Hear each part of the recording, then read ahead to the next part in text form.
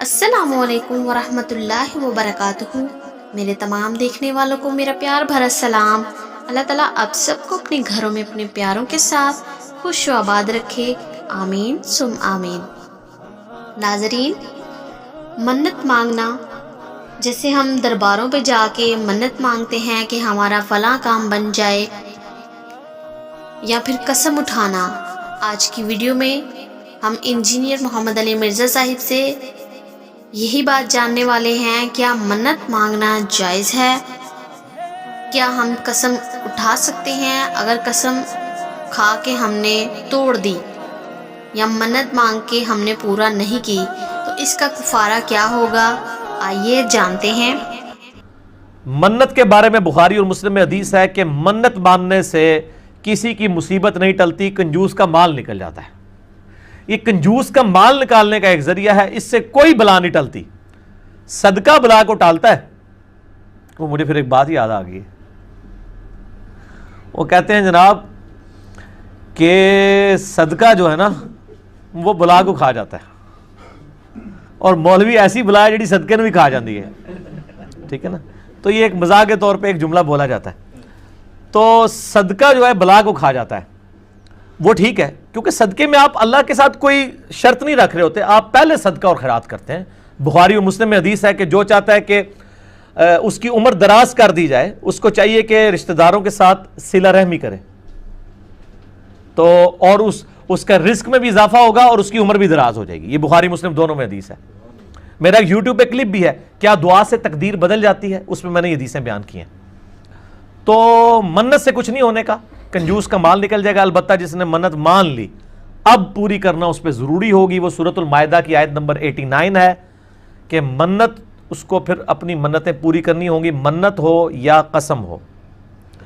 قسم پورے ارادے سے جو بندہ کھاتا ہے اور زبان سے، اس کا کفارہ بھی ادا کرنا ہوگا اگر وہ پورا نہیں کرتا۔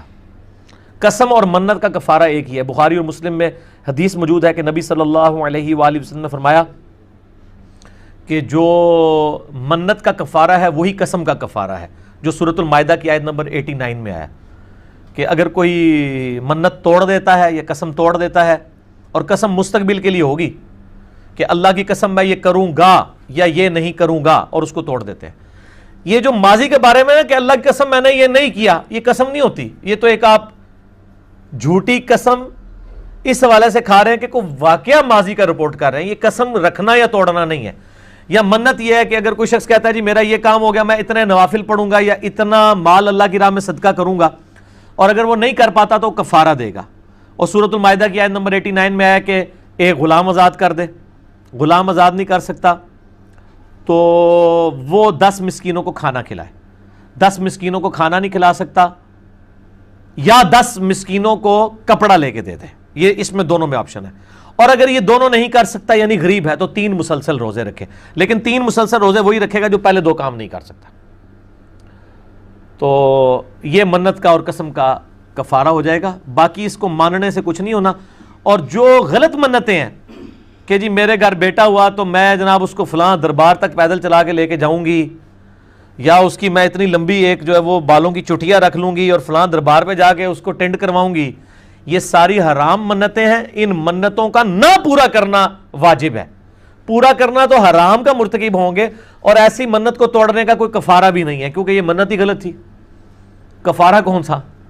ہاں، اس کا کفارہ یہ ہے اسی منت کے اوپر توبہ کریں کہ آندہ بھائی منت نہیں مانوں گا، یہ مانوں گی اس طرح کی۔ تو اس حوالے سے یہ میں نے کلیئر کر دیا۔ کیا کوئی شخص منت مان سکتا ہے کہ اگر اللہ نے مجھے بیٹا دیا تو میں اسے حافظ قرآن بناؤں گا؟ یہ جائز ہے، بالکل منت مان سکتا ہے، اور بعد میں اس کو احساس ہوا کہ یہ حافظ قرآن بنانا تو ایک بڑی آزمائش والا معاملہ ہے اور کوئی صحیح مدرسہ نہیں مل رہا، تو اس منت کو توڑ بھی سکتا ہے۔